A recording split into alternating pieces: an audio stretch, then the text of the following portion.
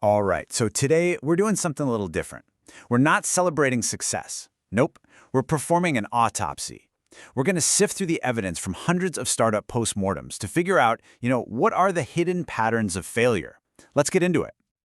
And here is the scale of our investigation. 442. That's how many failed startups we're looking at. Every single one of them is a story, right? A story of ambition, of late nights, of hard work that just hit a dead end. This number, well, this is our crime scene, and our job is to figure out what went wrong. So this brings us to the big question, doesn't it? If we could pinpoint just one single cause of death that shows up again and again and again, what would it be? This is exactly what we're here to find out. Okay, our investigation starts with the most common culprits. These are the reasons that are responsible for the vast majority of startup deaths. You can think of them as the prime suspects, the ones who are pretty much always at the scene of the crime. And here it is, the #1 killer, and it's not even close. No market. Need. It's the classic, tragic story of founders who fall completely in love with their own solution. They spend years building this beautiful, elegant product that nobody was actually asking for. I mean, listen to this testimony from the founder of Treehouse Logic. It's just brutally honest. They had great technology, they had great data, they even had great advisors, but they weren't solving a big enough problem. It's like they literally built a perfect key for a lock that didn't exist. So, how do you avoid becoming one of these statistics? Well, here's the antidote. Before you write a single line of code, you have to validate the problem. Go talk to your potential customers. Build a minimum viable product, an MVP, just to see if people will actually use it. You have to prove the pain is real before you start building the pain killer. Okay, our second big killer is running out of cash. But this is rarely the true cause of death. It's almost always just a symptom of a deeper disease, like a faulty business model or trying to scale way too soon, or most of the time, that first killer we just talked about, no market need. If nobody wants what you're selling, the money is always going to run out. This is a direct quote from the plastic-free delivery startup Zero Grocery, and you can just feel the exhaustion in those words. Get this. They had raised $12 million just a month before they shut down, but their founders still admitted they were chronically undercapitalized. That battle for funding is just relentless, and for them, it was fatal. The cure here is all about financial discipline. You have to know your exact burn rate every single month. Raise enough money to give yourself a long runway. We're talking at least 18 months. And this is so crucial. Do not hit the accelerator until you have a business model that actually works.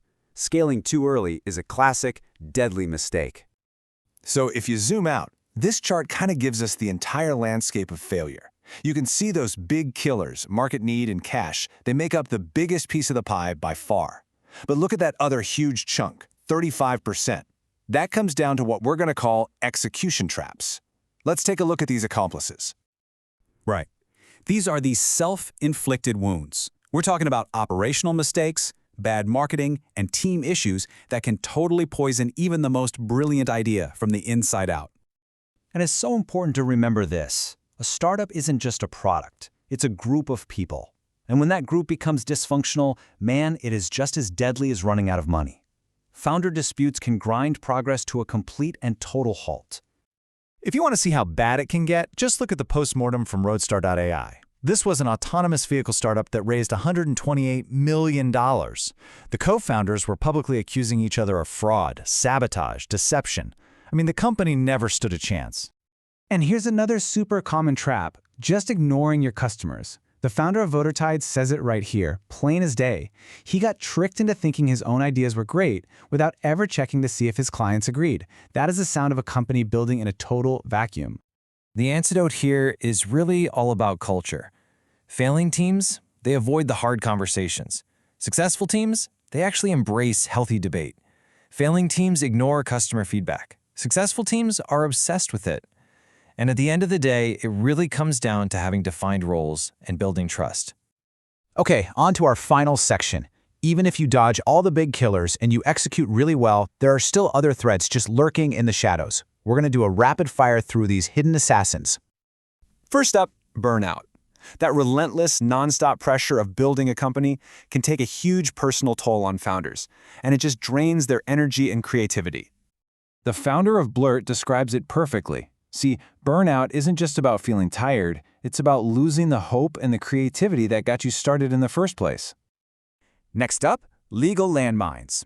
You can have an amazing product, happy customers, the whole 9 yards, but if you run into trouble with the rules and regulations, it can be game over, instantly.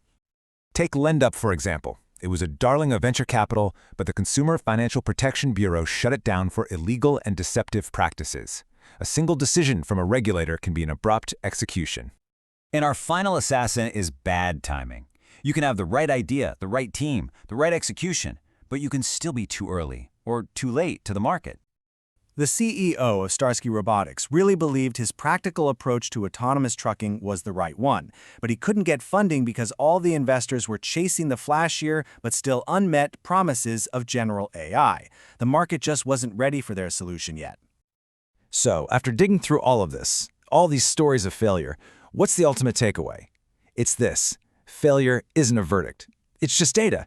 Every mistake, every post-mortem, is a lesson. And if you really study the data, you don't have to be the one to repeat it. So if you want to keep learning from the data and figure out how to avoid these deadly traps, well, you know what to do. Subscribe to Lazy Reader for more insights that will help you build a truly bulletproof business. Thanks for watching.